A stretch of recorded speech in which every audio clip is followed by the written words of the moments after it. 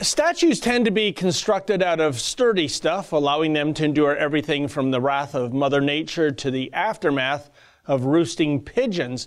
But alas, these days, statues must endure that which is known as political correctness, an ominous force that mercilessly mows down monuments due to the decree of the social justice warrior set. And the latest victim, well, it's an edifice of Justice Matthew Begbie in New Westminster, BC.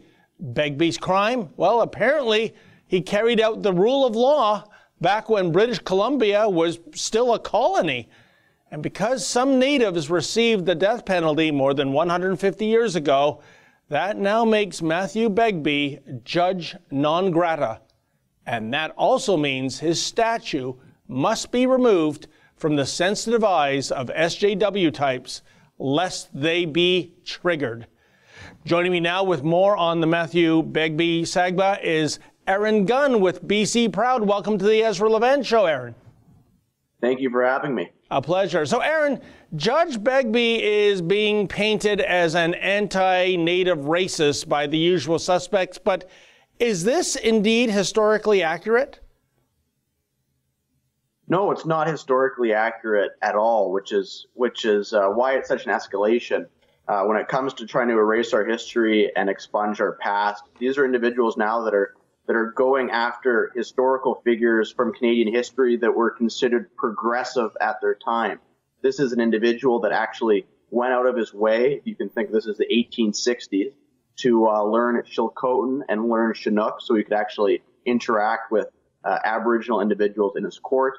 He is a justice that struck down legislation from the provincial government that was considered discriminatory towards Chinese, British Columbians. He's an individual with a long track record of being ahead of his time, and yet they're still going after him anyways. Basically, any individual, regardless of where they were on the political spectrum, that is in any way connected to British Columbia and Canada's colonial past, whatever that means, is now in their crosshairs. And I believe you said in your commentary that you posted online that he was the first or one of the first judges who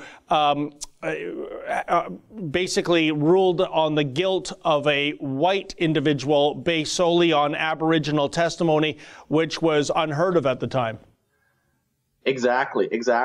And that goes back to the history of Sir Matthew Begbie, why he's basically an institution here in British Columbia. Is that he was a judge that was all about the rule of law. Everyone had to be treated fairly under the rule of law.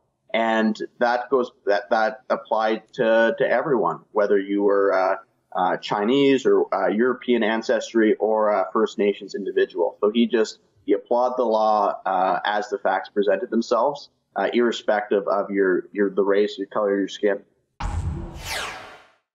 That's an excerpt from the Ezra Levant Show. Every day I do a video monologue and then I interview an interesting guest and then I end by reading my hate mail. But you've got to subscribe to it, which you can do at therebel.media/shows.